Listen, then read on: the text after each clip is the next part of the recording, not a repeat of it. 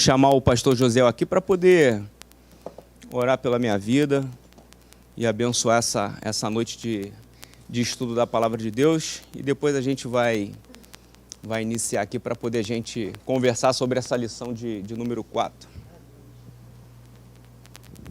Graças a Deus. Vamos orar ao nosso Deus, pedindo a Ele que dê inspiração para o seu servo e que os nossos corações também estejam preparados, né? Como terra fértil para receber a semente, que é a palavra do Senhor. Amado Deus e eterno Pai, queremos te agradecer por esse momento preciosíssimo, Senhor, a qual tu nos concede em estarmos aqui na tua casa, nesta sala de aula, para recebermos de ti.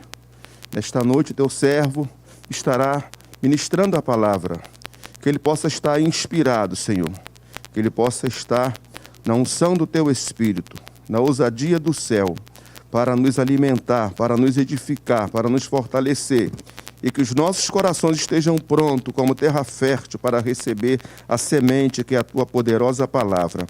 Os que estão a caminho desta casa, Senhor, traga-os em paz na tua direção, na tua proteção, livrando de todo perigo, de todo mal, e nos dê o encontro de bênção em o nome de Jesus. Amém. Obrigado, pastor. Maravilha. O professor Jailton entregou umas apostilas aí. Quem não tem apostila ainda, levanta a mão aí, que o Jailton vai entregar essa apostila.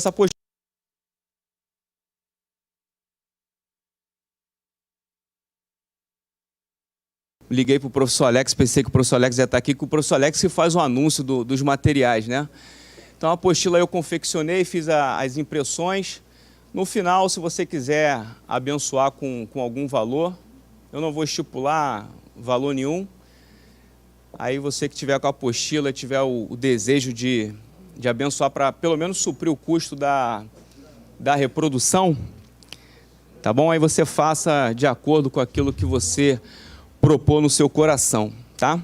Antes da gente iniciar aqui a aula, a apostila, ela não é o conteúdo da revista, tem parâmetros relacionados à revista, porque ela faz parte daquilo que eu vou abordar aqui hoje na minha aula, mas obviamente tem um conteúdo adicional, uma formatação diferente, uma preparação um pouco diferente do que é a lição. E a gente está chegando na lição de número 4 dessa revista do Discipulado Cristão. Se você ainda não tem a revista, a Glorinha está com as revistas aqui também para poder estar vendendo, está aceitando até o cartão ali, passando no débito. A revista de aluno está 9 e a de professor está R$11. Se você não tem, dá para você ir ali rapidinho com a Glorinha adquirir essa revista, porque a gente está na lição número 4. Então é um investimento legal para você fazer aí para todo o trimestre. E a revista você também guarda ela em casa, assim como você guarda uma apostila. A revista também você pode guardar para quando você precisar fazer uma consulta, você ter acesso a esse material, né? Eu, por exemplo, em casa tenho algumas pastas com as apostilas que eu acabo adquirindo nas palestras, nas aulas. Isso é bom para poder a gente não só acumular, né, material, mas poder ter acesso quando a gente precisar para tratar de alguma temática, tá? Hoje a gente vai falar da lição de número 4, mas antes eu tenho alguns recadinhos aqui para poder dar, justificando inicialmente a ausência do pastor Ronaldo. Hoje ele está ministrando no curso para noivos, que está acontecendo ali no 1191.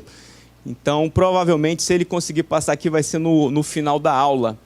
Antes da gente começar a lição de número 4, eu já ofertei para vocês aí a apostila, e hoje eu vou estar aqui fazendo um lançamento de um material que é do Crente Docente. E antes de eu falar sobre esse material que eu vou estar lançando aqui, para quem não conhece o Crente Docente é um movimento de ensino bíblico que Deus colocou no meu coração, e no ano de 2019 a gente iniciou um trabalho relacionado às redes sociais. Então, esse movimento de ensino bíblico, ele, de maneira prioritária, a gente desenvolve alguns trabalhos nas redes sociais, né, com os perfis de Facebook, de Instagram, YouTube, E agora a gente também está com um site, o crentedocente.com.br.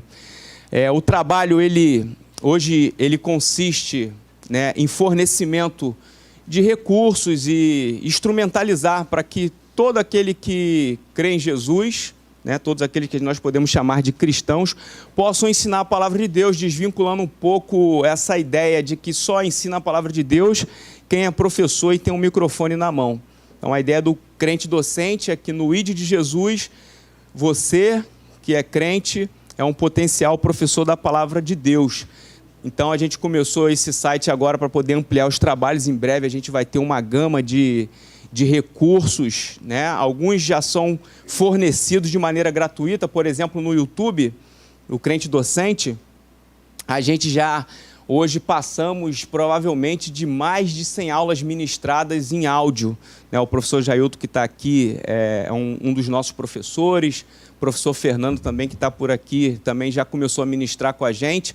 É um material alternativo e adicional das aulas que você tem na Escola Bereana e aqui na nossa EBD. Hoje, por exemplo, essa lição de número 4, ela foi ministrada pelo pastor Erivelton Nunes, que é lá de São Paulo, e ele ministrou ali um podcast com um pouco mais de 20 minutos, trazendo os aspectos mais importantes dessa lição. Então, você que gosta de estudar a palavra de Deus, geralmente você busca vários acessos e várias perspectivas e análises de professores diferentes, até para você entender o tema e também para poder preparar os seus estudos, a sua aula. Então, hoje o pastor Erivelton, ele ministrou a lição de número 4. Se você tiver curiosidade, depois daqui da Bereana, quando você chegar em casa, no momento ali mais de repouso, você coloca lá o CDcast, que é o podcast da sua lição bíblica. Além dessas lições da editora Central Gospel, na quarta-feira, 18 horas, tem da revista Lições Bíblicas, que é da CPAD. Então, está tratando lá de outra temática relacionada ao problema de desobediência de Israel, ali tratando sobre o período dos reis, enquanto aqui na Central Gospel a gente está estudando sobre o discipulado cristão.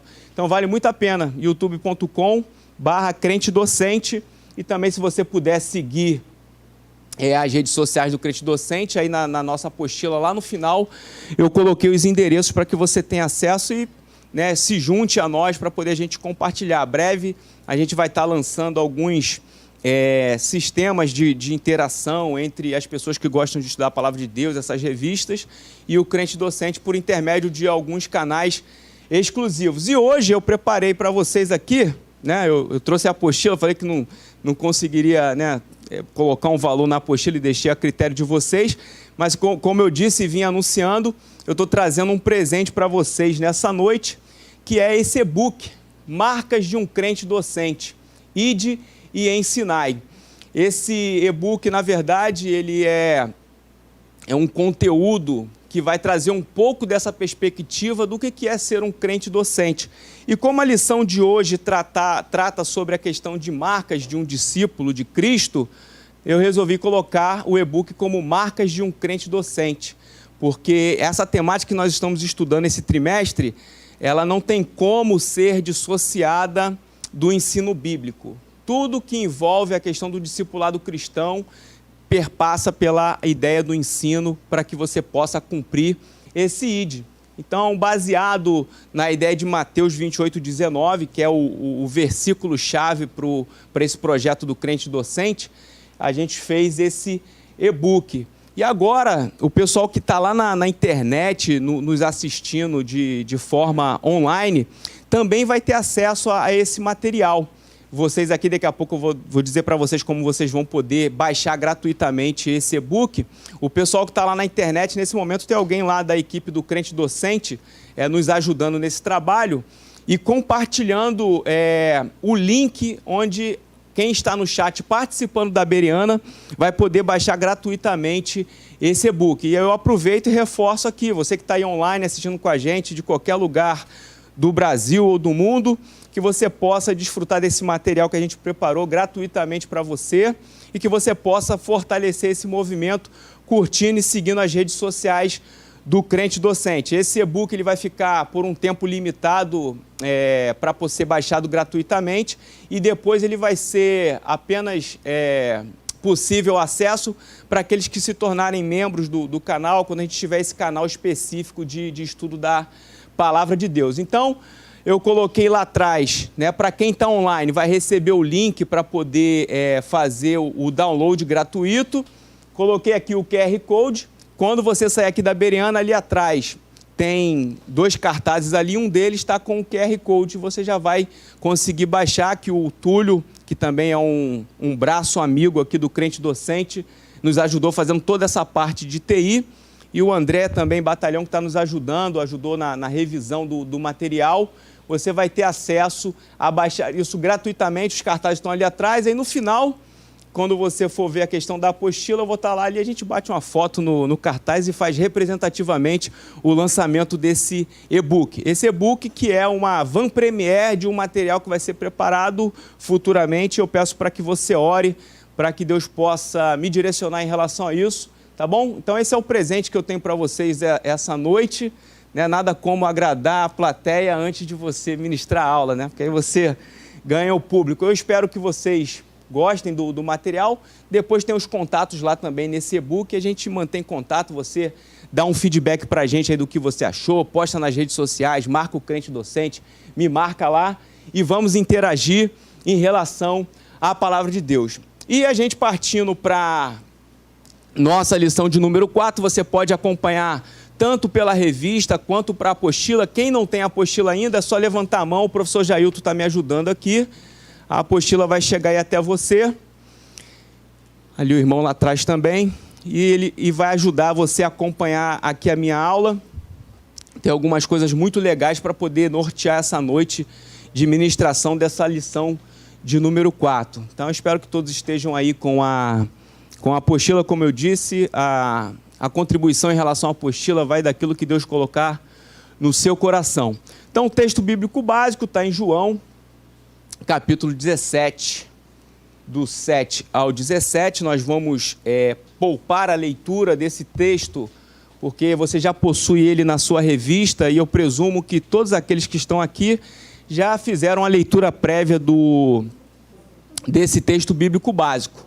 E aí vamos nos atentar para o texto áureo, que está em Gálatas, capítulo 6, versos 17. Desde agora, ninguém me inquiete, porque trago no meu corpo as marcas do Senhor Jesus. Esse versículo é o cerne relacionado a essa lição de número 4, porém, esse versículo ele traz um aspecto interessante que fala sobre uma marca corporal.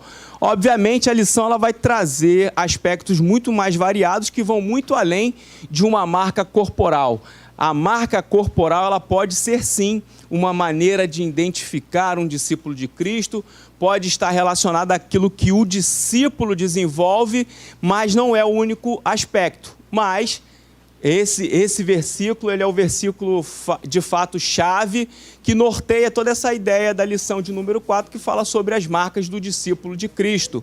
Então você guarda aí com você, desde agora ninguém me inquiete, porque trago no meu corpo as marcas do Senhor Jesus. Livro de Gálatas, escrito por Paulo, que tem uma questão muito doutrinária envolvida. E Paulo é um personagem muito importante quando a gente fala sobre marcas do Evangelho, marca do discípulo, representatividade daquele que segue a Cristo. Então a gente vai, com certeza, durante essa aula também passar por alguns pontos que trazem a vida de Paulo como exemplo. E ele é sempre um personagem importante quando a gente precisa olhar e ter parâmetro para aquilo que nós devemos fazer. Aqui alguns objetivos, como você pode perceber, eu adicionei um objetivo nesta lição, porque a lição traz 2 palavras no seu título que saltam aos olhos quando a gente faz a leitura do título da lição. Então eu coloquei um primeiro objetivo aqui, adicionando aos 3 que a revista já coloca, e isso vai demandar aqui um tempo para a gente percorrer essa questão conceitual, tanto dessa palavra marca quanto a palavra discípulo. Então eu vou pedir para os irmãos um pouco de paciência no início da aula para poder a gente fundamentar essa parte conceitual, para que a gente possa depois entender as implicações de ser um seguidor do Mestre, identificar os distintivos de Cristo como um modelo de vida para si e também discorrer sobre as marcas dos seguidores de Cristo. Então, para poder a gente conseguir entender, identificar e discorrer sobre esses aspectos, a gente primeiro precisa analisar os aspectos conceituais de marca e de discípulo. Então, essa parte inicial aqui a gente vai trocar essa ideia aqui. Pedir também para os irmãos que tiver algum tipo de interesse na participação, na aula, que manifeste levantando o braço e, se puder, no sentido da metade da aula em diante, para que a gente possa fundamentar isso tudo. Você, qualquer coisa, anota aí a sua dúvida, a sua participação, e depois você, lá para a metade da aula, você pode sinalizar para poder a gente começar a nossa interação aqui, que também é muito importante para a aula de hoje. Então, na parte introdutória dessa lição, como eu disse, a gente precisa enxergar de maneira muito clara o que envolve essa lição. A gente viu que a gente começou, na verdade, estudando essa revista, na lição de número 1, sobre uma questão da ordem de Cristo. A ordem de Cristo, ela abrange todo cristão, todo aquele que crê em Jesus, o tem como Salvador, ele é alcançado por essa ordem. E quando a lição de número 1 trabalhou essa questão da ordem de Cristo, a ideia era, de fato, que os alunos pudessem entender a abrangência do que é essa ordem e como se desempenha essa ordem. As lições que são decorrentes dessa ideia fundamentada na primeira lição, todas elas vão derivar dessa ordem, e isso é importante você entender.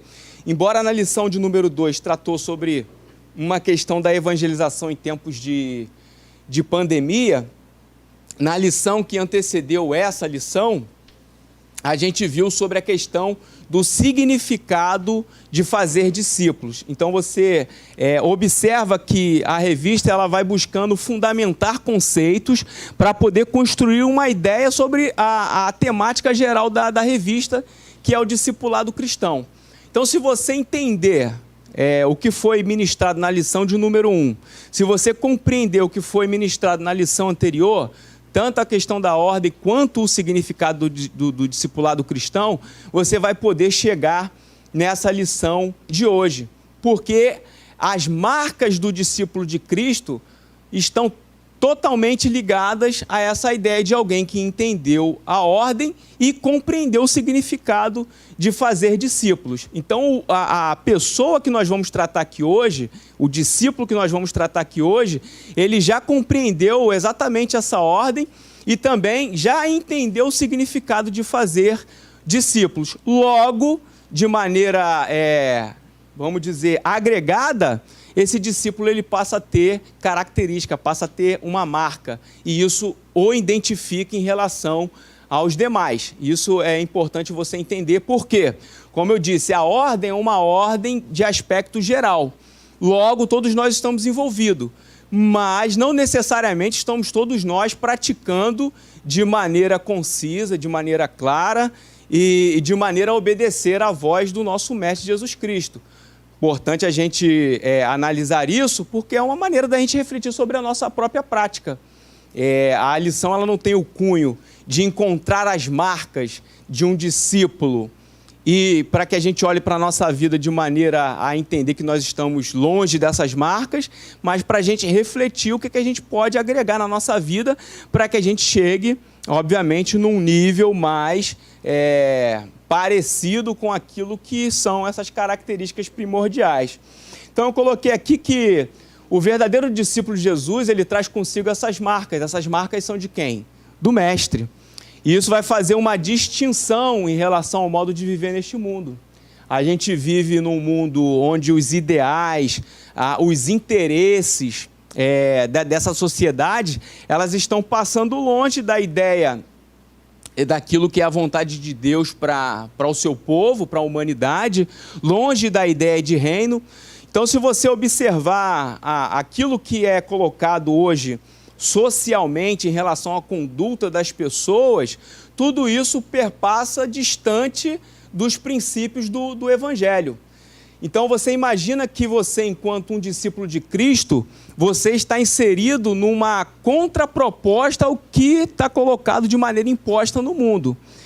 Então já perceba que a ideia que Paulo falou lá em Gálatas, que a gente observou aqui no início da aula, é de fato muito possível que a gente possa ter marcas, e eu quando eu falo de marcas corporais, que você possa entender que isso pode ser visível quanto invisível. Você pode ter marcas relativas às perseguições que você sofre por conta do Evangelho, que vem por ameaças, que vem por condutas agressivas das outras pessoas. Então essas marcas que Paulo fala, ela é representativa nesse sentido. A sociedade de hoje, ao escutar o Evangelho, ela reage de maneira contrária àquilo que nós estamos pregando, daquilo que nós temos como conduta.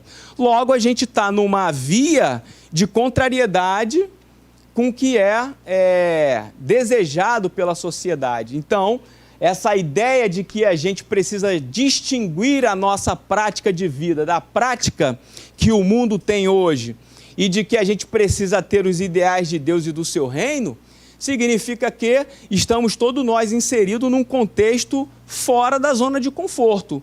Por quê? Você tem duas opções. Se você quiser viver como um discípulo, mas na zona de conforto, significa que você vai se omitir em algum momento da sua vida. Porque lá fora não vai ter como. Vai chegar um momento que você vai ser contrariado. E a sua escolha vai ser: ou me posiciono, ou me calo e passo como omisso. E omissão não é marca de discípulo de Cristo. E você já entendeu aqui por causa de quê? Lendo apenas esse versículo que Paulo falou. E aí você lembra logo de Paulo, quando ele fala de marcas no seu próprio corpo, as marcas do Evangelho, marcas de perseguição, a gente logo atribui ao quê? A olhar as missões que Paulo cumpria e o que ele enfrentava nessas missões.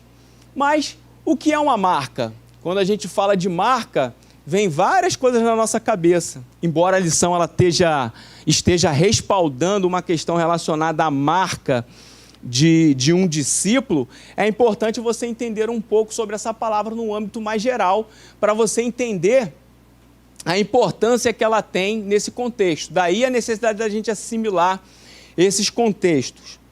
Primeiro, a marca, ela representa uma espécie de DNA. Ela representa algo que está originado na própria característica de uma pessoa, de uma empresa. Isso faz com que essa marca, essas características, esses traços, possam ser visíveis por outras pessoas. E quando isso é visível, de alguma forma, isso vai conectar. Vai conectar pessoas a produtos, vai conectar pessoas a outras pessoas por conta dessas marcas, por conta dessas características. Eu coloquei na apostila essa reflexão, falando que marcar, e aí isso é um verbo que vai, né, na verdade essa palavra marca vai derivar desse verbo marcar, que tem uma ideia muito clara de deixar traços, de imprimir um sinal, de fixar algo numa pessoa ou num produto. A gente vê, por exemplo, as grandes empresas. As grandes empresas, elas se utilizam, se valem dessa ideia de marca, de características, para poder vender os seus produtos, para poder conseguir agregar pessoas que até então não conhecem aquela marca, não conhecem aquele produto, agregando-as através dessas características. E você sabe muito bem que isso é utilizado de uma maneira comercial, uma estratégia de marketing, né? Você vê aqui, por exemplo, eu fiz aqui um anúncio do e-book que a gente lançou hoje, que está gratuitamente para quem está participando aqui da Bereana e para quem está nos assistindo online. Você viu que tem toda uma questão visual, tem uma questão de característica. Por quê? Isso é uma maneira de você aguçar as pessoas, é uma maneira de você atrair as pessoas, atrair a atenção das pessoas para aquilo que você tem como ideal. Então, quando a gente passa a buscar entendimento do que é uma marca, e nós, enquanto discípulos de Cristo, entendemos o que é uma marca, a gente pensa o seguinte: bom, através daquilo que eu vivo, através daquilo que eu faço, eu posso atrair pessoas em relação à palavra de Deus, em relação aos ideais de Deus aqui nessa terra. Veja a importância. A gente identifica muitas vezes as pessoas pelas roupas que elas usam, a gente identifica as pessoas através do cabelo, o corte de cabelo, se usa óculos, se não usa óculos, a maneira com que anda, a maneira com que essa pessoa procede na sua fala, até mesmo por conta dos detalhes que às vezes passa despercebido por algumas pessoas, outras têm a ideia da observação e conseguem identificar pessoas. E você já reparou uma coisa interessante, que quanto mais próximo você está de uma pessoa, mais você consegue perceber características, mais você consegue entender peculiaridades dessas pessoas? Quem aqui já reparou isso? Quem aqui é casado? Grande parte do público. Não sei se você reparou, mas no momento que você namorava, aquele momento, né, que tem aquele, eu posso chamar do êxtase da paixão, onde que você está quase que cego, né, por conta da paixão, aquele sentimento ali avassalador. Você, embora busque sempre a proximidade com essa pessoa que você tem um relacionamento, dificilmente você enxerga tudo que concerne as características dessa pessoa. Por quê? Porque às vezes você não tem uma margem de tempo muito grande para poder ter esses detalhes. Só que aí um dia você vai, escolhe amar e decide casar. E aí quando você casa, você passa a travar um relacionamento diário. E quando você passa a travar um relacionamento diário, você começa a perceber uma porção de coisas nessa pessoa que você fala assim: bom, mas de onde que veio isso? Eu não sabia que essa pessoa fazia isso. Olha, mas ela tem essa mania. Olha, ela faz determinada coisa. Pô, eu não gosto disso. O que é isso? É a proximidade. A proximidade, ela tanto aflora qualidades, quanto também vai aflorar defeitos. Quando a gente fala sobre a marca, e a marca a gente pode trazer para tudo isso, características, sinais, traços, tudo isso faz com que seja criado. Hoje as pessoas usam muito o termo persona, né? Todos esses aspectos que você desenvolve, que você pratica, que você fala, todos eles vão formar essa persona, vão formar a sua personalidade e, de alguma forma, vão formar a sua marca, a sua característica diante de um público. E olha como isso é algo tão marcante, né? Sendo redundante aqui, uma marca, ela sempre tem o cunho e a ideia de tornar algo marcante. Então, a marca, ela quase sempre nos marca. Essa é a ideia, ela deixa um sinal na gente. E isso está intrínseco. A gente acaba observando determinada marca e a gente absorve isso assim de uma maneira tão natural. E aí, olha só como que você vai entender isso. Tem uma ideia de... Vocês sabem, né? Logomarca, aquela ideia de ter uma marca, um slogan. São aspectos do marketing que fazem com que as pessoas possam identificar, fazer essa identificação que a gente conversou aqui. E tem uma coisa chamada isotipo. O isotipo, na verdade, ela é a marca sem o conteúdo textual. E aí você vai perceber isso daqui agora. Eu coloquei isso aqui. Eu preciso falar o nome disso aqui para vocês saberem o que é? Alguém vai querer falar o que é? Isso aí é a marca de qual empresa? Então, por quê? Eu poderia olhar e falar que isso aqui é uma maçã o quê?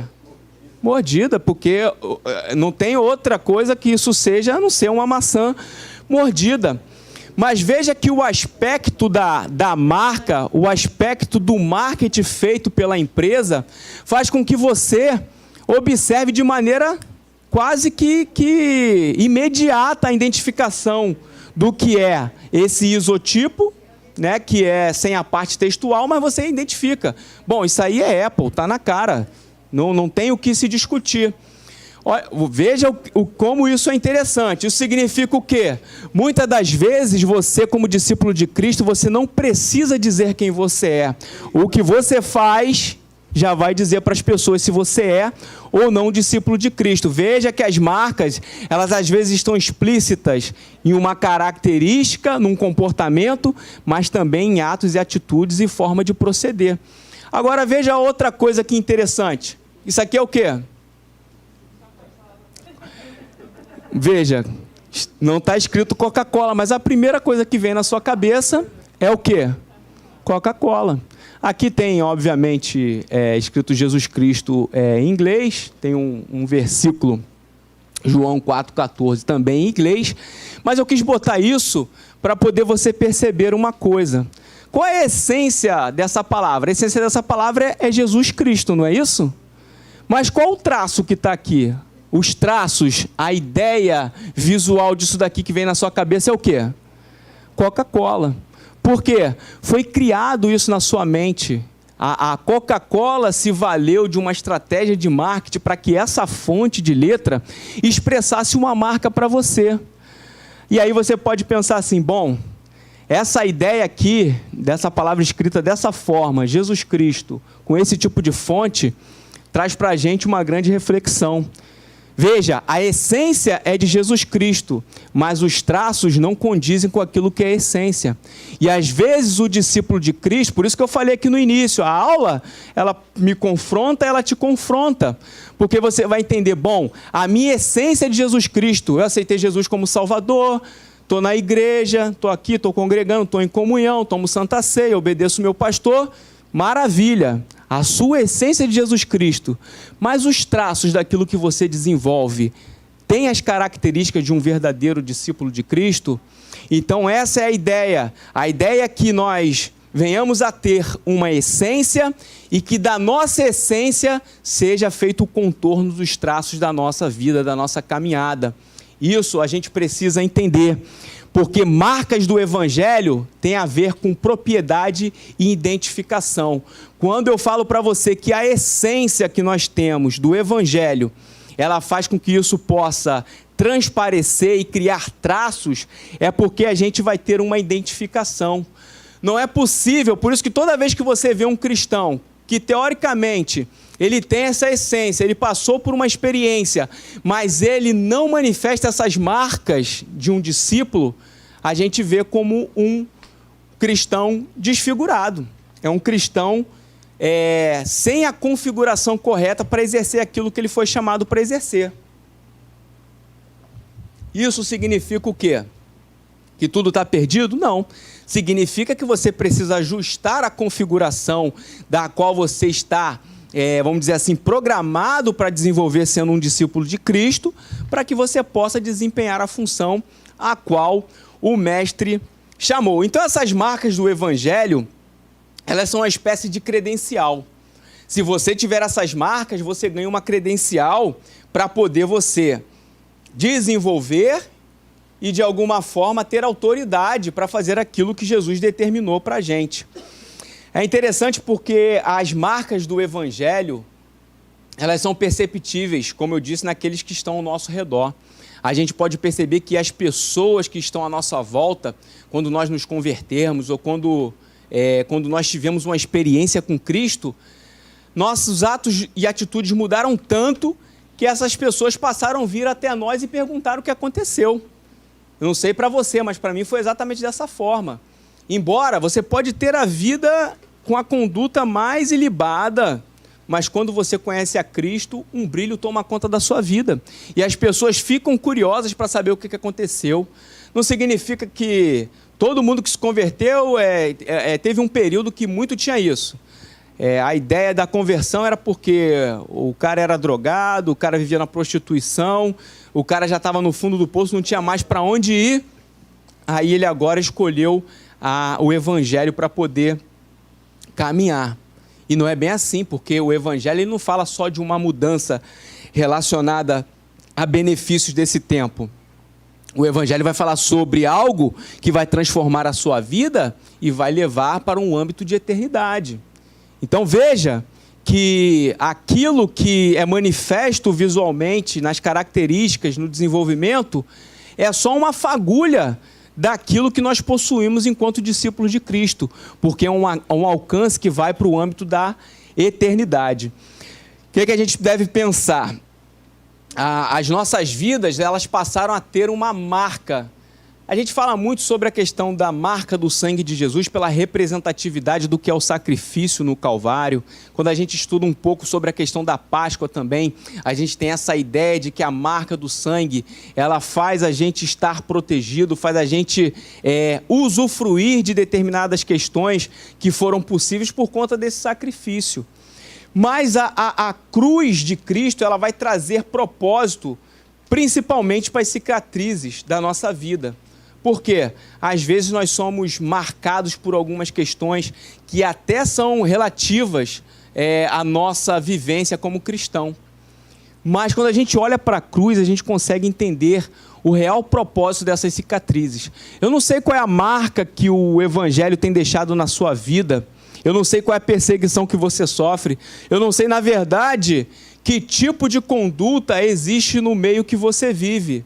Mas pense, quando você olhar para a cruz, você vai entender o propósito. Essas cicatrizes, essas marcas, essas características, tudo que eu sou, tudo que eu tenho, é por conta de um único propósito que foi desenvolvido na cruz.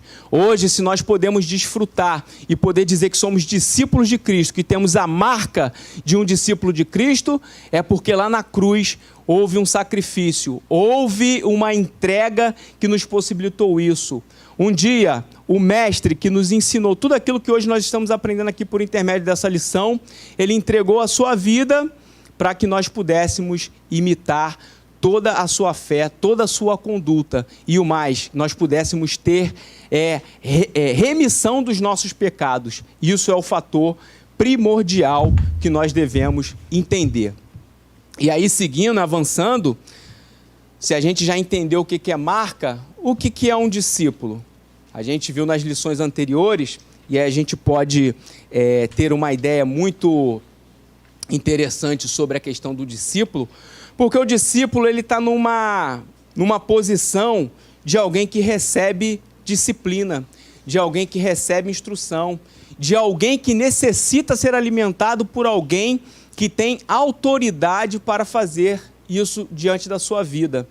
Pense, o aluno, ele é sempre um discípulo. Você que está aqui sentado nessa noite, você está se colocando como um discípulo, porque há poucos momentos, há poucos dias, durante uma semana, 2 semanas, eu estive como discípulo diante da palavra de Deus, buscando aprender sobre essa temática para hoje ministrar para você.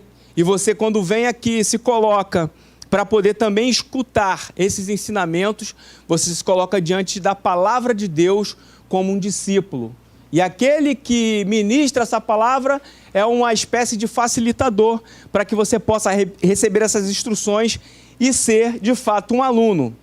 Quem segue as ideias de um mestre, quem imita as ideias de uma outra pessoa, é um discípulo de alguma outra pessoa que possui um elevado conhecimento, uma elevada vivência em uma determinada área. Não pense que você vai ser só discípulo de pessoas que você visualiza como muito distante de você. Às vezes tem pessoas com maturidade, tem pessoas com discernimento e conhecimento de vida que estão à sua volta, que em determinadas questões eles vão ser verdadeiros mestres para você.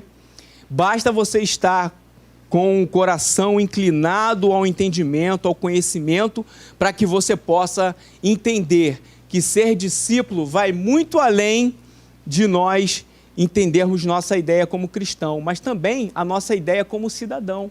Em algum momento das nossas vidas aqui, nós nos dispomos, ou nossos pais, nossas mães nos levaram a uma ideia de participar de um programa de educação, uma questão sistematizada, onde a gente aprendeu matérias.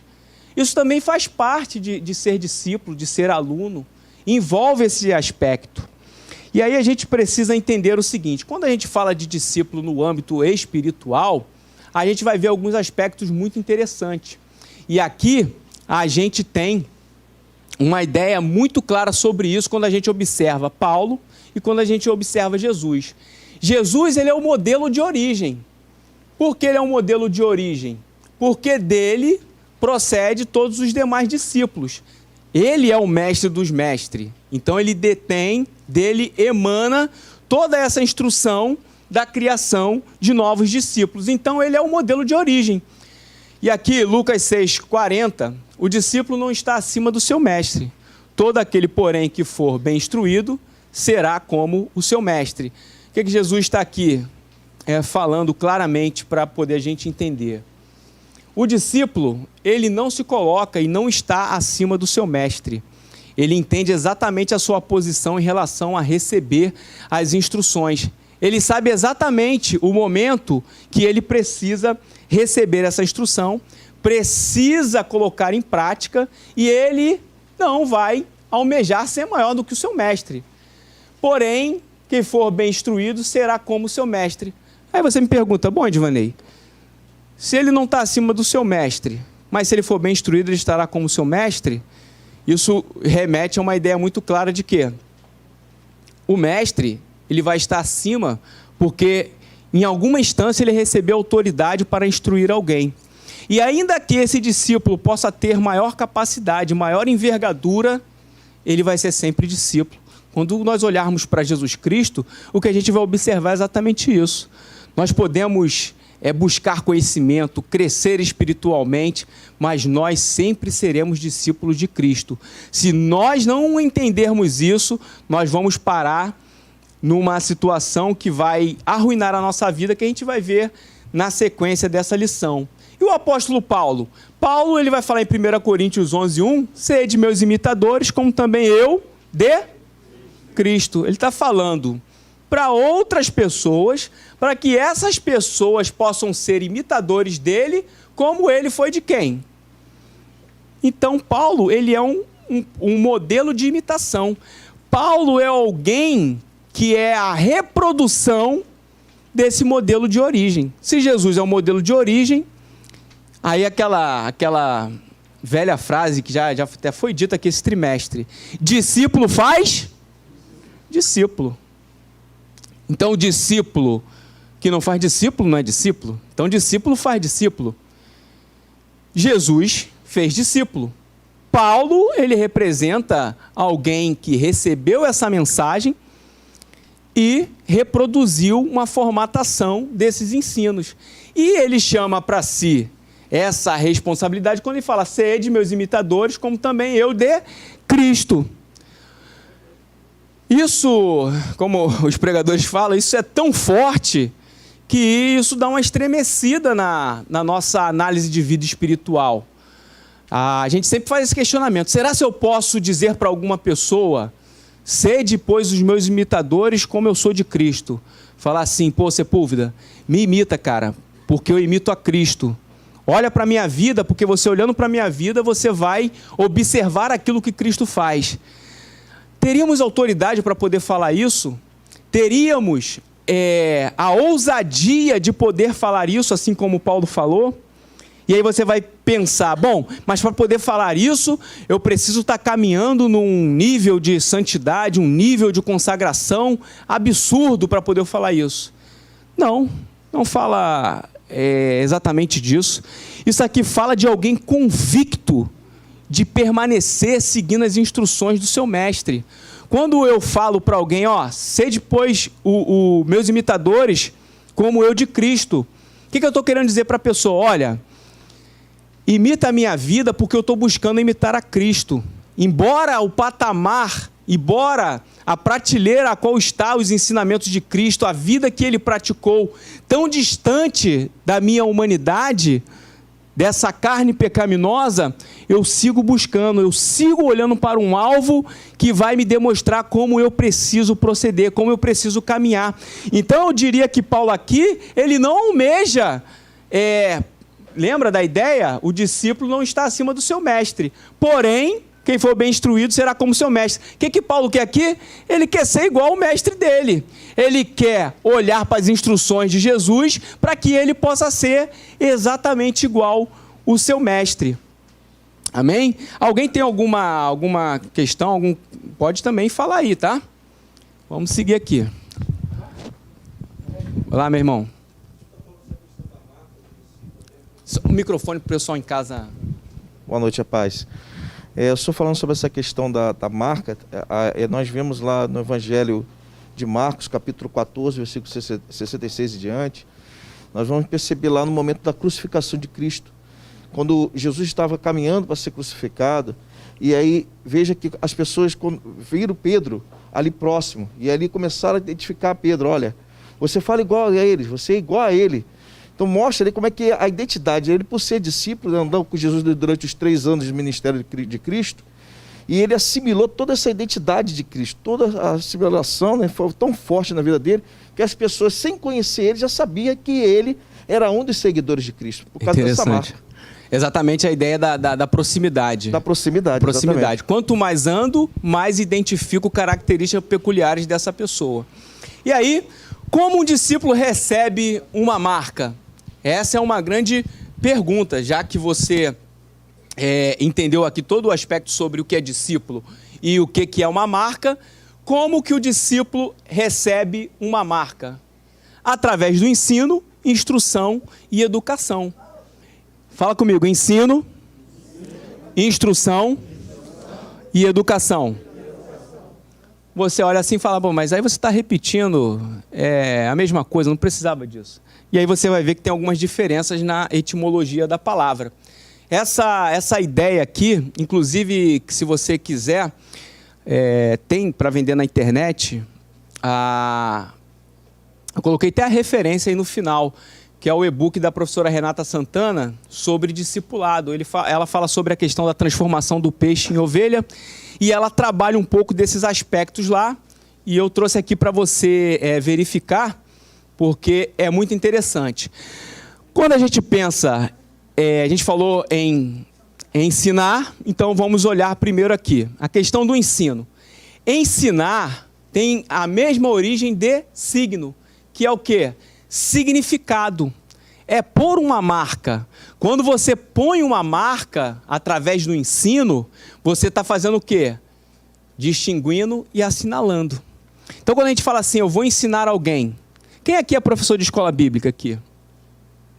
Bastante gente. Quem aqui, mesmo não sendo professor de escola bíblica, costuma ter momentos onde você conversa sobre a palavra e você expõe sobre aquilo que você lê a Bíblia? Esse tem que ser todo mundo. Não me decepcione. Que a ideia é exatamente essa. Você não está dando aula numa classe de escola bíblica, mas você vem na Bereana, então você vai ensinar a palavra para alguém. Você aprende aqui um pouco, anota aqui, vai, estuda, medita, ora e leva isso adiante através de um ensino. Então, quando você está fazendo isso, o que você está fazendo? Você está pondo uma marca. Você está fazendo com que essa pessoa tenha uma distinção em relação às demais. Então, quando você leva conhecimento para alguém, quando você faz com que o ensino seja um canal de transformar pessoas, você está fazendo isso. Você está assinalando, você está marcando. Interessante, o pessoal aqui que é professor de escola dominical, com certeza teve ou vai ter essa experiência se você tem se esforçado, né, se dedicado a esse ministério, que é você ensinar coisas para as pessoas e às vezes você fala assim, a aula hoje não foi tão legal. E aí, tempos depois, aparece um aluno e fala assim, professor, dia tal, eu estava na sua aula sobre tal assunto, o senhor falou tal coisa e eu fui marcado por aquilo. A gente tem experiências aqui disso. Você às vezes dá uma aula e fala assim, mas Jesus me ajuda porque não está indo. Mas aí você está ensinando a palavra de Deus, então tenha certeza, você está marcando pessoas, você está fazendo com que essas pessoas tenham um diferencial em relação às outras. O outro aspecto, a instrução. E aqui, né, no latim, essa subdivisão da palavra para que você possa entender, instrução, e aí o verbo instruir, é instructo mais in. Instructo é igual edificar, construir, in, tem essa ideia de internalizar dentro. Então, quando eu instruo alguém, eu estou construindo dentro de uma pessoa. Então, você já viu que ensino é diferente de instruir? Dentro do ensino tem uma instrução. Dentro de uma instrução tem um ensino. Mas na etimologia da palavra, instruir significa que você está construindo dentro da pessoa. Se o ensino marca, a instrução constrói dentro. Lembra que a gente tinha falado sobre a questão da essência? Quem recebe as instruções da palavra de Deus constrói uma essência onde dará sinais visíveis daquilo que foi construído dentro. Então, isso é algo fantástico. Você precisa entender isso para poder entender a diferenciação e ver como que essa ideia do discípulo tem aspectos variados. Educação. A ideia do verbo educar é educare, que vem de educere, que é um verbo composto do prefixo ex, que é de fora, mais do cere, que é conduzir. Olha só. Então, se eu ensino, eu marco. Se eu instruo, eu construo dentro. E se eu dou educação e educo alguém, eu conduzo para fora.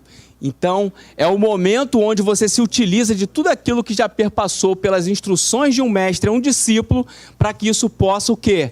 Expandir, para que isso possa ganhar aspectos externos. Então, educação em si, a gente colocando assim de maneira bem clara, tem o sentido de conduzir para fora. Agora a gente vai essencialmente para um conteúdo mais vinculado à revista, que é as marcas espirituais do seguidor de Cristo. E a gente vai ver que essas marcas espirituais do seguidor de Cristo, elas envolvem a questão da mente e também das características que são adquiridas por conta da vivência. Quando a gente vê em Romanos 12:2, a questão de nós transformarmos, né, a questão do entendimento, a renovação da mente, a gente vai perceber que só é possível ter renovação da mente, do entendimento, através do Evangelho. É uma mudança de enxergar o mundo por intermédio do Evangelho. E isso é uma espécie de marca colocada na nossa mente. Através daquilo que nós pensamos, através daquilo que nós intelectualmente discernimos, vai gerar aspectos também externos. Então, a marca espiritual, ela vai envolver tanto a questão, como eu disse, corpórea, mental, externa, interna. São vários aspectos que são envolvidos nesse processo de receber marcas e ser marcados pela instrução, para que a gente possa transparecer isso. Então, tudo que Jesus fez e ensinou é importante. A nossa vida espiritual, ela é embasada naquilo que a gente recebe sobre instrução. Você conhece com certeza, né? A gente não queria conhecer não, mas você não conhece gente que está na igreja que a vida espiritual dela nunca tá boa? A gente conhece, não conhece? Isso é o quê? É alguém que não recebe instrução. É alguém que não está suscetível para deixar com que alguém marque, com alguém construa dentro e que alguém possa educar de maneira cristã, para que essa pessoa possa externar isso. Então, esses ensinamentos, eles são mais do que palavras. Eles são exemplos que têm o objetivo de fortalecer a fé. Então, se não recebe instrução, não se parece com Cristo. Se não recebe instrução, não fortalece a fé. Aí, eu estava brincando aqui agora, né? Sobre essa questão da vacina, né? Aí eu falei assim, na verdade, eu tinha que tomar a vacina hoje e amanhã, eu acho. Só que eu estou dando aula, vou dar aula domingo. Eu falei, se eu tomar a vacina e ficar mocoronga, né? Aí eu falei, eu usei esse termo. Aí a ideia do crente que ele não recebe ensinamentos, ele fica um crente mocoronga. É um crente cabisbaixo, é um crente que nunca tem potencial de resiliência, ele se abate por qualquer coisa, ele não consegue entender o que está acima daquilo que ele não pode controlar. Por quê? Porque ele não recebe instrução. Se não recebe instrução, não vai ser fortalecido na fé. E aí a revista fala sobre uma questão de distintivo. E aí eu vou fazer uma ideia de traçar uma ponte entre a questão do distintivo espiritual com essa ideia aqui. Isso aqui é um distintivo da Polícia Civil. Por exemplo, eu estou com a calça jeans, com a camisa preta, com um sapatênis. Quem me olha na rua sabe sei lá, podem olhar pela aparência, pensar que eu sou alguma coisa diversa da qual eu sou. O Sepúlveda também é advogado, mas não está aqui de terno, eu também não estou de terno. Lembra que as questões da vestimenta, característica, marca, identifica? Do jeito que eu estou aqui, diria assim, né, um civil normal e está tudo certo. E assim, você vê às vezes um policial numa operação, e você fala assim, pô, mas esse cara tá com uma arma, e aí ele tá com uma roupa assim, né, vamos dizer, qualquer pessoa na rua está, mas quando ele bota esse distintivo aqui, você logo identifica. Ele tá com a roupa normal, mas ele bota um distintivo. Ih, rapaz, esse cara aí é autoridade. Você não sabe nem o que tem no distintivo dele, se é da Polícia Civil, se é federal, o que é. Mas quando você olha, você fala, ih, rapaz, isso aí é autoridade. Por quê? O distintivo, ele vai distinguir aquilo que todo mundo enxerga para algo que é relevante.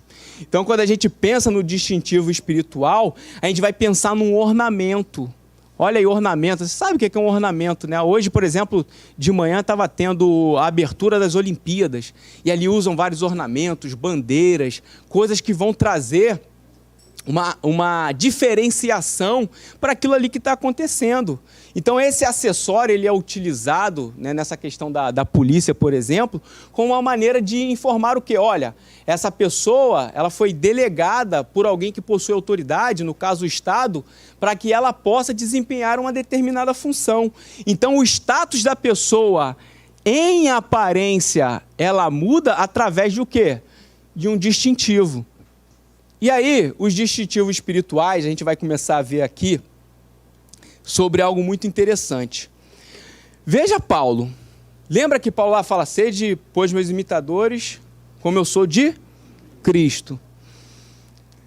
Abre em Romanos capítulo 1, rapidinho, para poder a gente só ler o primeiro versículo do capítulo 1, para você entender uma ideia dessa questão de distintivo. O distintivo, ele diferencia e ele traz um status daquilo que você realmente é. Não tem como você reivindicar ser alguma coisa se você não tem essa diferenciação, esse distintivo. Olha aí, ó. Romanos 1, versículo 1. Paulo, servo de... chamado para... separado para o evangelho de... Quem está falando isso daí? É o próprio Paulo, pô. O que ele está falando ali? Ó, eu, Paulo, servo de Jesus Cristo. E o que ele está falando? Pô, tem certeza absoluta. Eu sou servo de Jesus. Aí ele vem depois, chamado para apóstolo. Ele tem certeza do chamado dele. Ele não está...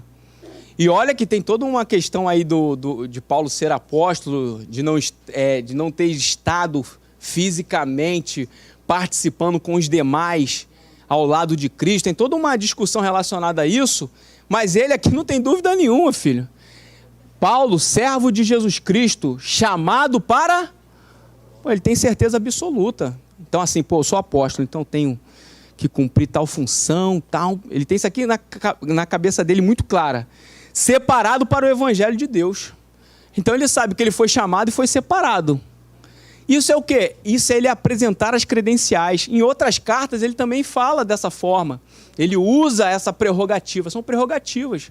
Ele não está aqui... bom, eu sou Paulo. Eu acho que eu sou servo de Cristo. Eu não sei ainda, mas talvez Deus tenha me chamado para apóstolo. Não. Ele está aqui e apresenta as suas credenciais. E aí, nessa noite, a gente vai fazer o seguinte, você vai tirar aí, né? Aqui está dizendo assim, Paulo, servo de Jesus Cristo, chamado para apóstolo e separado para o evangelho. E aí você vai falar o seu nome e você vai dizer, servo de Cristo. Vamos lá? 1, 2, 3.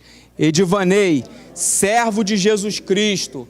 Aí você vai falar assim, chamado para ser discípulo. Vamos lá? 1, 2, 3. Chamado para ser discípulo e separado para o evangelho de Deus.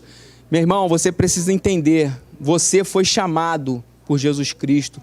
Você foi designado para uma obra. Tenha certeza da sua posição enquanto discípulo. Ser discípulo de Cristo é um lugar elevado, onde tem muitas responsabilidades, mas também que a gente goza de privilégios.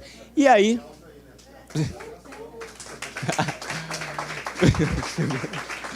Esse é o pastor Josiel.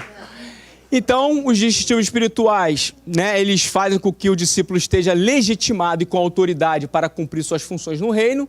Então, quando você recebe esses distintivos, essas questões que nós vamos tratar aqui agora, para a gente ir para a fase mais aguda da aula, você vai ter essa legitimação e autoridade para poder cumprir essas funções no reino.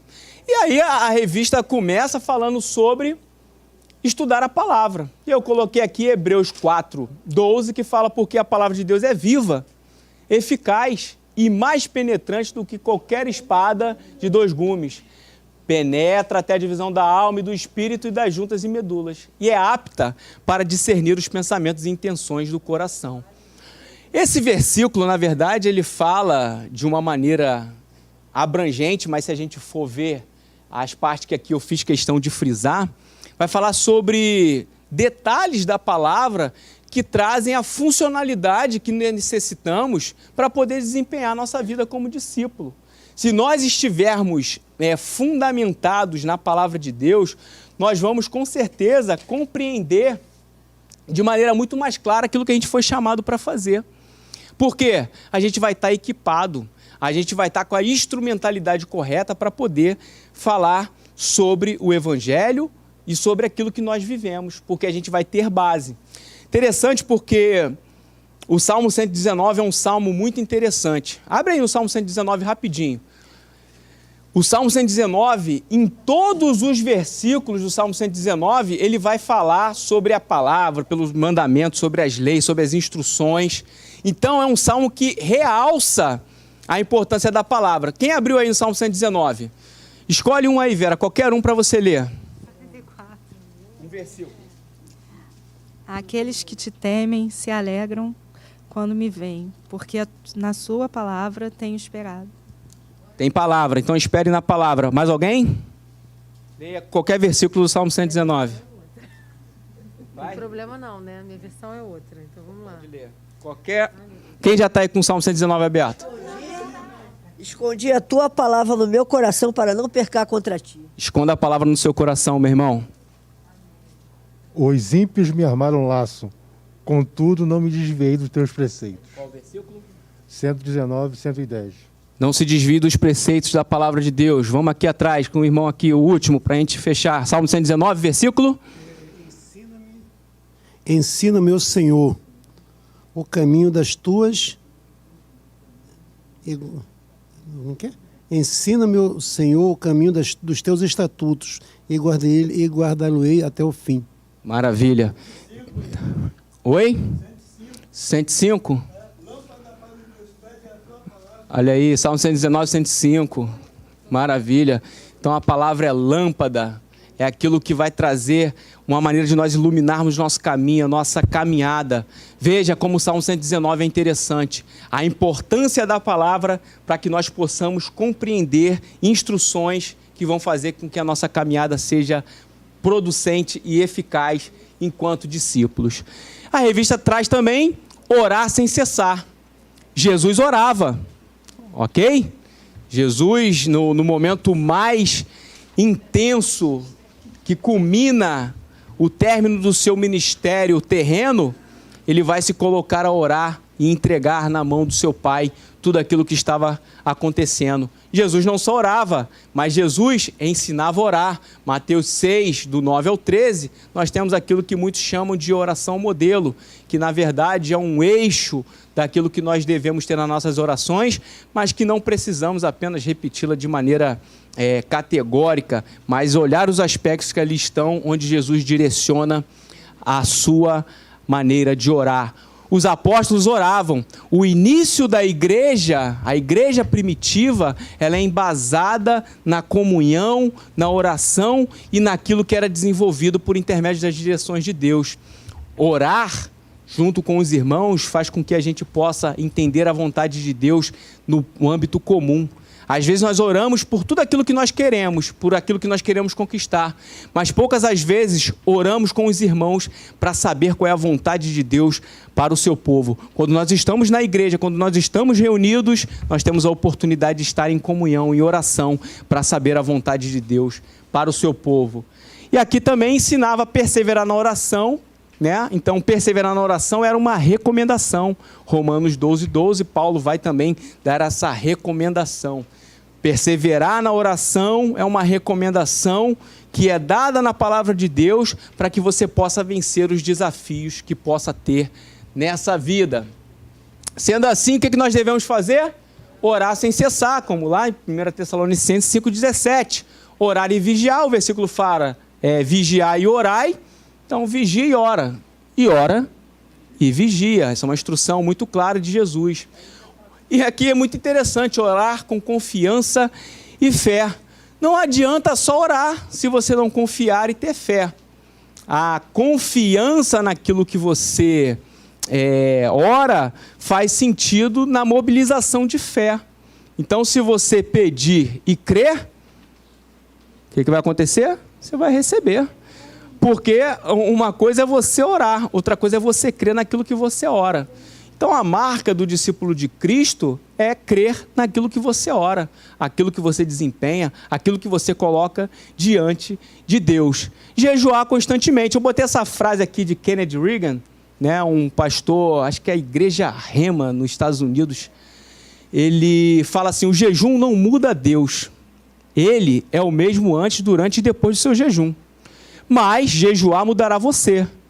Vai lhe ajudar a manter-se mais suscetível ao Espírito Santo. Então o jejum não muda nada para Deus, mas pode mudar coisas importantes em relação à sua vivência e interação com Deus e percepção sobre a fala de Deus. E nós devemos o quê? Jejuar constantemente. Jejuar, e também a gente precisa entender que há benefícios no jejum. A gente não jejua de uma maneira aleatória. Existem benefícios relacionados a ele. Eu coloquei aqui a questão da amortização da natureza humana. Quando você jejua, você amortiza a natureza humana. Por quê? Você vai fazer um controle sobre os impulsos, né, mais veementes. Quais são os impulsos mais veementes? Sede, fome e desejo sexual.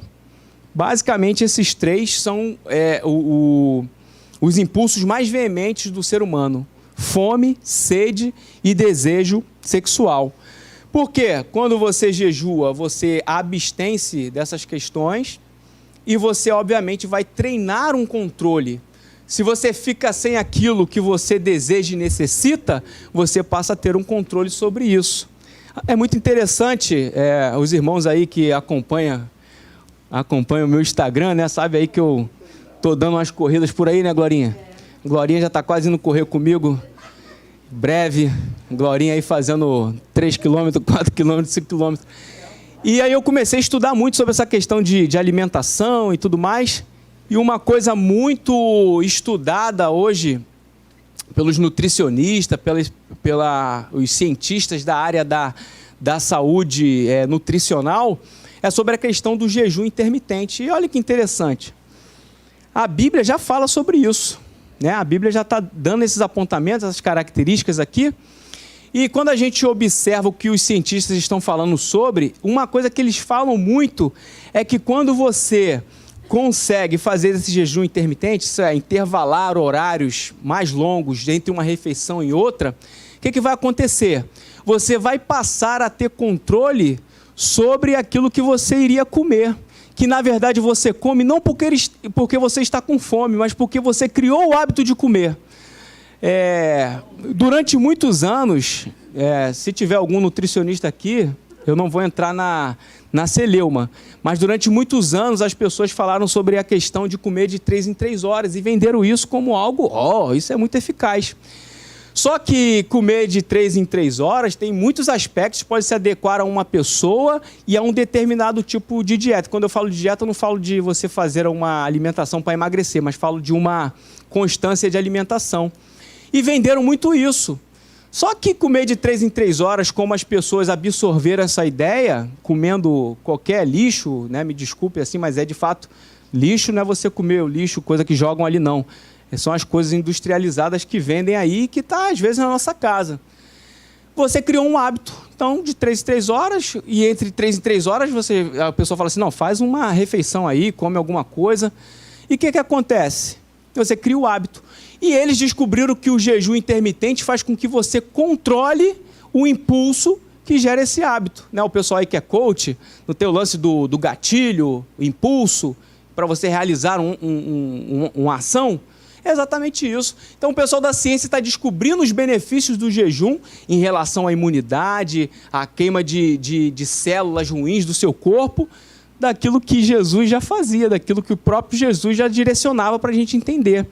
Então, outra coisa que a gente pode entender sobre a questão de jejuar constantemente é a santificação e consagração. E santificação tem uma diferença de consagração. Por quê? Santificar significa a gente se separar para Deus. Então é você sair do âmbito dos aspectos naturais e tentar se reservar para uma interação com Deus. Então, santificação é separar-se para Deus. E consagração é dedicação a Deus. Quando você se consagra a Deus, você se dedica. Então, olha que o jejum, ele precisa de ter... Na verdade, não está aqui. Precisa ter um propósito. O jejum precisa ter um propósito. Você precisa entender que o jejum precisa estar direcionado a um alvo. Você não vai fazer jejum única e exclusivamente por conta de uma aparência espiritual. Aliás, essa é a conduta que Jesus questionava e contrariava dos escribas e dos fariseus. Porque eles tinham o aspecto muito religioso de aparecer como quem estava fazendo jejum. Ou quando estavam fazendo jejum, eles faziam questão de que as pessoas soubessem. Por quê? Para eles, a imagem religiosa era muito interessante para poder criar um aspecto social que não condizia com as suas práticas. Então, Jesus ele vai rechaçar essa questão, a gente vê lá em Mateus 6, 16 ao 18, ele vai contrariar. Então, quando a gente fala de jejum correto, é só a gente olhar o que os fariseus faziam e o que Jesus fala para não fazer. Então, como que os fariseus faziam? Eles jejuavam, mas queriam transparecer isso para todo mundo. Jesus vai rechaçar isso, então você faz o seu jejum diante de um propósito, diante de um alvo, para que você possa receber esses benefícios relacionados ao jejum, sem que você precise criar uma capa de religioso, porque essa não é a intenção do jejum. Então você quer se consagrar, quer se separar, que seja para um propósito. E aí a gente vai para o tópico 2, as marcas relacionadas à grande comissão, e a gente vê aqui ter determinação para compreender e obedecer. A gente sabe que compreender faz com que a gente tenha discernimento sobre aquilo que a gente absorve. Aquilo que é dado como instrução, sendo compreendida, a gente vai conseguir desenvolver isso na prática. Esses elementos, compreensão, né, e obediência, que é colocado aqui, ter determinação para compreender e obedecer. Então, a ideia é de você estar determinado, de você estar focado para compreender e obedecer. Então você precisa se determinar a isso, para você entender essas marcas da grande comissão, que é a ideia de cumprir o ID de Jesus, você precisa dessa determinação e dessa obediência. Esses elementos, como eu disse, compreensão e obediência, eles são fundamentais no processo de evangelização e discipulado. Porque se você não compreende o que é evangelização e discipulado e você não obedece, você não vai fazer isso bem feito. Por quê? Se não há compreensão, você não desenvolve nada. É igual você pegar alguma pessoa que ainda não detém um determinado conhecimento para poder explanar sobre um assunto e você colocar ela para poder explanar. O que vai acontecer? Ela vai derrapar no propósito que mandaram ela fazer. Por quê? Precisa haver compreensão e obediência. Então, entenda esses dois elementos aí no ID de Jesus. Esse possuir um amor altruísta, ele vai perpassar muito pela vida de Jesus. Esse adjetivo altruísta, ele deriva do francês altruisme, que é uma atitude de amor ao próximo, ou a ausência de egoísmo. Então, amar ao próximo, a gente sabe que isso está totalmente relacionado aos mandamentos e instruções de Jesus Cristo. Só que a gente vive numa sociedade onde a gente chama, né, uma sociedade hedonista, onde o prazer pelo prazer ela tem um foco muito grande da sociedade, as pessoas estão mais preocupadas com a sua própria satisfação do que qualquer coisa que tenha a ver com outras pessoas. Então, a gente olhar para Jesus Cristo e pensar no amor altruísta é a gente pensar no que está em João 3,16. Se Deus deu o seu Filho único para que a gente pudesse ter uma redenção, para que a gente pudesse ser redimido dos nossos pecados, isso significa que, se Deus deu e Jesus se entregou, Jesus ele mostrou um amor altruísta. Por quê? Ele disse que mais vale a satisfação da necessidade do próximo do que a sua própria vontade. Grava isso em relação ao altruísmo.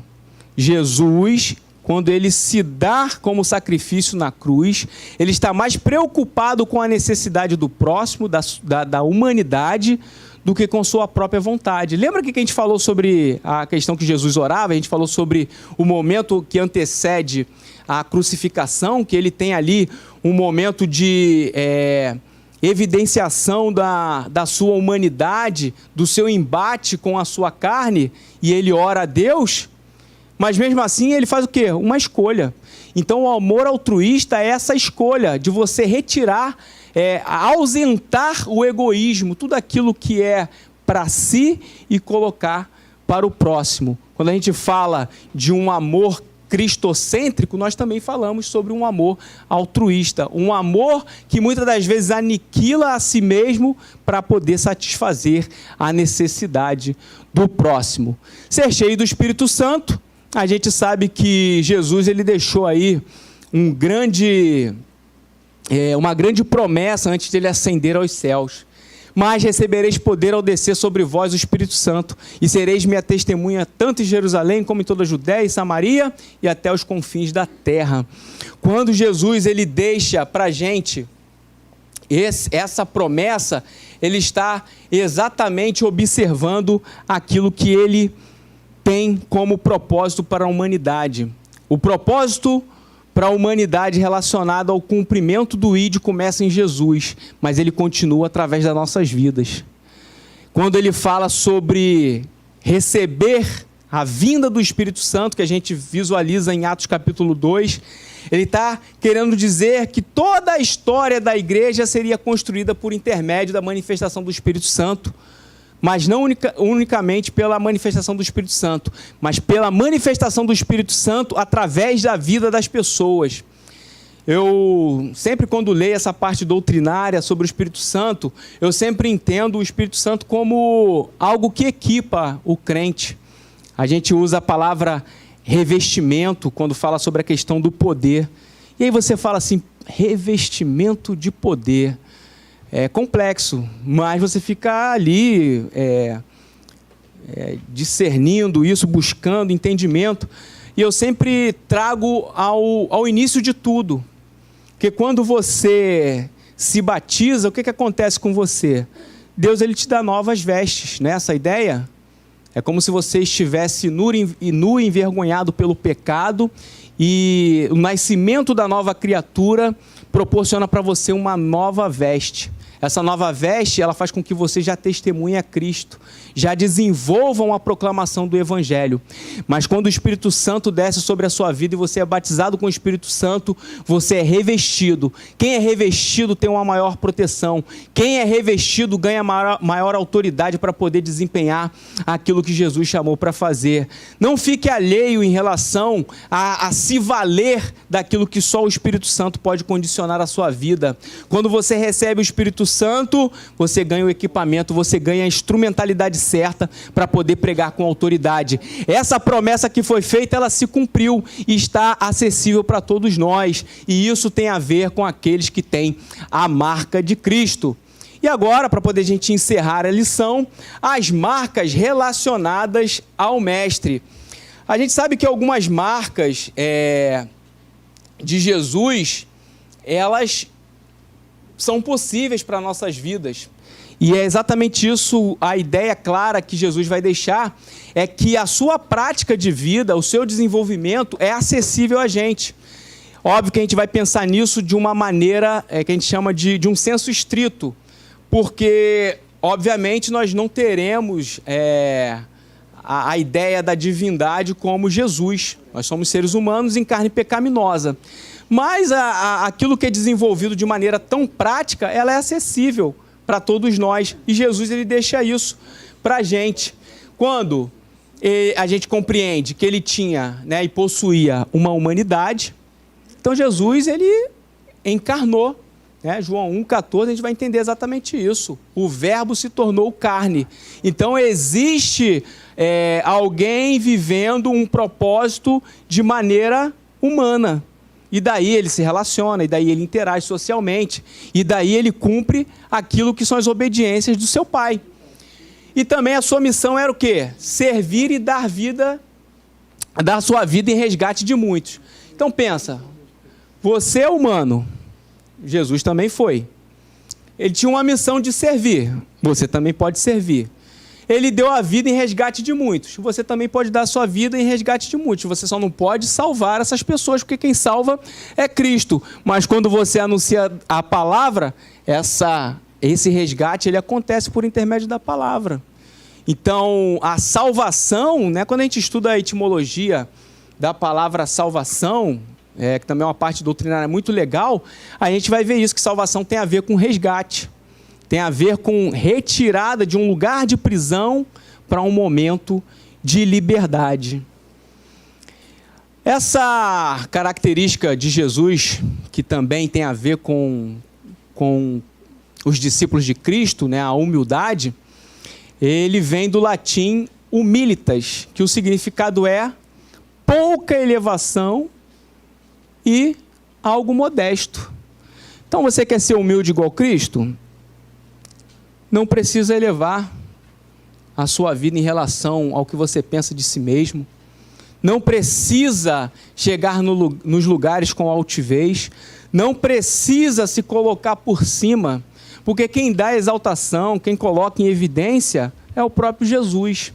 Se você tiver humildade, isso é, se você tiver pouca elevação e souber por onde você vem, se você estiver mais propenso a servir, a se colocar por baixo, no sentido não de você não reconhecer as suas qualidades, mas de você entender que no seu parâmetro em relação ao seu mestre, você tem que vir por baixo. O mestre instrui, o discípulo é instruído. Quem é instruído geralmente está numa posição de menor elevação. Sempre vai reconhecer a elevação de seu mestre. Então a humildade de Jesus, mesmo sendo Deus, fala muito sobre isso. Ele vai se aniquilar para poder cumprir o propósito a qual ele veio a essa terra. Podendo ele, com toda a glória que possuía, manifestar a exaltação. Mas ele escolheu o quê? Se doar, ele escolheu servir, ele escolheu ser humilde. Por quê? Porque Jesus era alguém que obedecia, e ele obedeceu o seu pai. A gente tem esse célebre versículo de 1 Samuel 15, 22, que é melhor obedecer do que sacrificar. Esse versículo ele retrata muito bem essa importância da obediência para um discípulo. Então, pensa no seguinte, para você não precisar sacrificar, é melhor você reparar o pecado, é melhor você reparar o erro e prevenir antes que você precise o quê? Ter que sacrificar algo. Sacrificar fala de você ter que retirar algo da sua vida e perdê-la ou entregá-la. Significa você ter um esforço fora do normal para poder reparar alguma coisa. Então, se você entende que você pode prevenir, que você pode obedecer, você vai evitar os sacrifícios. E o sacrifício nessa relação de quê? De perder, de deixar aquilo que você de repente possui. Então é melhor você prevenir. Pratique aquilo que a palavra te diz. E quando a gente fala de perdão, perdão é aquilo que Jesus fez por toda a humanidade. Se a gente não liberar perdão, e liberar perdão tem a ver com o quê? É a mesma coisa que você deixar seu ofensor ir, ser liberto da prisão, mesmo você tendo razão. Será que você está disposto a perdoar como Jesus nos perdoou? Nós merecemos a morte por conta do pecado que está em nós. Mas Jesus, ele resolveu nos libertar. Nós estávamos cativos por conta do pecado, mas quando ele perdoou, ele abriu as portas da prisão. E como alguém que detinha a chave para poder nos dar a vida eterna e livre e plena, ele assim o fez. Para nós concluirmos essa lição na noite de hoje, a gente precisa compreender algumas coisas muito interessantes. Jesus, ele sempre estava disposto a ir atrás daquelas pessoas que se arrependiam, daquelas pessoas que queriam ouvir a sua palavra. Muitas das vezes Jesus passava por algum caminho, por outras vezes as pessoas passavam pelo caminho que Jesus estava. Ele estava sempre pregando, ele estava sempre ensinando, ele estava sempre em busca de um coração que se disponibilizava para a sua palavra. Muitas vezes Jesus pegava alguém e trazia para perto de si, porque o mestre, muitas das vezes, ele vai e busca. Outras vezes alguém escuta aquilo que o mestre fala e ele vem para perto do mestre. Às vezes o mestre precisa dar uma caminhada, um passo mais rápido para que o discípulo possa entender algumas coisas da vida. Em outros momentos precisa às vezes correr, porque algumas coisas são muito importantes. Outras vezes o mestre precisa instruir, precisa de momentos a sós com seus discípulos, entregar a vida por conta de uma instrução, para que essa pessoa possa entender. Quando a gente olha para Jesus e nós entendemos que somos discípulos de Cristo, muitas das vezes nós esquecemos que Cristo, ele entregou o tempo da sua vida para instruir muitas pessoas. Mas chega um momento que essa pessoa que foi instruída, ela recebeu o gabarito correto para poder ela agora ser alguém que vai proclamar aquela palavra que recebeu. Às vezes, essa pessoa ainda não se sente madura o suficiente para poder proclamar essa palavra. Mas é como se Jesus pegasse e desse um bastão e falasse: ide por todo mundo, pregai o evangelho a toda criatura. Você é alguém que recebeu o bastão de Cristo e você, que é um discípulo, precisa pregar o evangelho. Que Deus abençoe sua vida nessa noite. Se você quer ser igual a Jesus, quem é que quer ser igual a Jesus? Todo mundo. Permita ser instruído por Ele, meu irmão, que você vai poder ser igual a Jesus. Todo aquele, porém, que for bem instruído será como seu mestre. Se você quer ser em Jesus, igual a Jesus, permita-se ser instruído. Deus abençoe sua vida, Deus abençoe a sua família. Eu agradeço aqui essa noite que nós tivemos de ensino da palavra. Quero reforçar aí. Eu não sei se alguém chegou e não pegou a apostila. Acho que ainda tem aqui a apostila. Se você quiser levar para poder guardar. Como eu disse, eu não coloquei nenhum valor relacionado à apostila. O Felipe vai estar ali atrás, se você quiser deixar uma contribuição para poder custear aí as cópias, é inteiramente grátis. E vou reforçar, a gente fez o lançamento aqui do e-book do Crente Docente, Marcas de um Crente Docente, para a gente pegar esse gancho aqui da aula. Ó, vou botar aqui na tela, o e-book Marcas de um Crente Docente e de Ensinai. Ali atrás eu coloquei 2 cartazes, um aqui e outro com QR Code que já está liberado lá. O Túlio, nosso amigo, fez a liberação lá do link, então se você apontar a câmera do celular você consegue baixar. Quem está aí no chat, na internet, também vai receber o link. Aí eu falei aqui simbolicamente o lançamento do e-book, eu vou estar ali atrás, se você quiser bater uma foto do e-book, que eu talvez vou estragar um pouco a sua foto. Aí a gente vai estar ali, a gente toma um café e troca uma ideia. E o e-book é grátis, vai ficar por um espaço de tempo liberado para poder ser baixado gratuitamente. E eu quis privilegiar você que está aqui na Escola Bereana. Vamos ficar de pé para poder a gente encerrar a Escola Bereana dessa noite. Eu vou chamar mais uma vez aqui o pastor Josiel para poder estar fazendo o término aqui da Escola Bereana. Agradeço mais uma vez a sua presença, dizer para você que é sempre uma satisfação estar aqui com vocês. os últimos trimestres aí com esse lance de pandemia, eu tive ministrando na Bereana, mas sempre no formato online. Então, acho que já faz um bom tempo que eu não estava aqui presencialmente ministrando para vocês.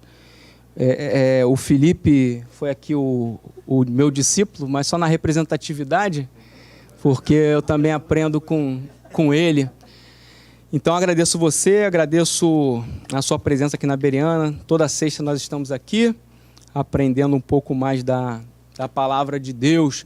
Aproveito aqui também para poder mandar um beijo para minha esposa, né? Semana passada não estive aqui, eu estava cumprindo um período de isolamento.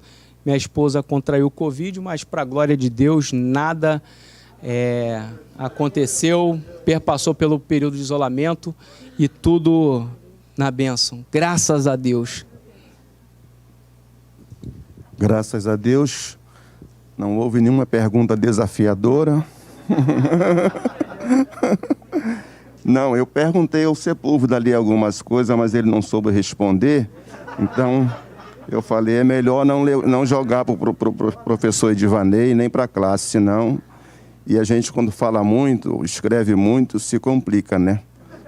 Tudo que eu dissesse aqui seria contra mim mesmo. Muito bem. Uma aula muito boa, muito proveitosa. Amém, irmãos? Vamos sair daqui edificados na palavra do Senhor. Eu estou muito feliz e eu vou levar essa apostila, vou ver se eu compro mais umas 10 ali, para eu usar em uma ministração com permissão aqui do professor Edivanei. Amém? Glória a Deus. Amado Deus e eterno Pai, te damos graça por essa oportunidade riquíssima, Senhor, a qual Tu nos concedeste em ouvirmos a Tua palavra, em nos alimentarmos, ó Deus, e com certeza crescemos um pouco, a nossa fé foi acrescentada. Abençoa cada professor, cada obreiro aqui presente, os que domingo estarão ministrando a Tua palavra, Senhor, que possam usufruir do que aprenderam aqui, que o Espírito Santo possa fazer-os lembrar para dar crescimento à Tua obra, amadurecimento, Senhor, à Tua igreja. Nós louvamos o Teu nome pela vida do professor Edivanei, louvamos o Teu nome pela dedicação do Teu servo, que Tu possa continuar abençoando, Senhor, abençoando a sua casa, a sua esposa, que está se recuperando, que já se recuperou, que já está sarada, curada, e ele possa continuar firme, Senhor, conosco aqui, trabalhando, lutando, juntamente com o nosso pastor Ronaldo, e que esta Bereana possa continuar sendo uma bênção para os que estão aqui presentes, e todos que estão também linkados conosco, Senhor, pelas redes sociais, que o Teu Santo Espírito, que a Tua palavra possa continuar alcançando a cada um e fortalecendo e edificando. Agora, Senhor, leva-nos em paz para os nossos lares, debaixo da Tua proteção, da Tua graça. Que nenhum mal venha nos suceder, nem praga nenhuma chegar à nossa tenda, mas que a Tua graça, que a Tua mão forte, que os Teus anjos, Senhor, estejam a nos guardar, a nos proteger, e que a presença do Teu Santo Espírito possa nos impulsionar a fazer melhor para o crescimento do Teu reino. Esta é a nossa oração, que nós fazemos a Ti, ó Deus, e agradecemos em o nome de Jesus. Amém. O Felipe vai estar lá atrás com as apostilas, a irmã também está com os salgados aí, quem puder abençoar. O Felipe está com as apostilas, aí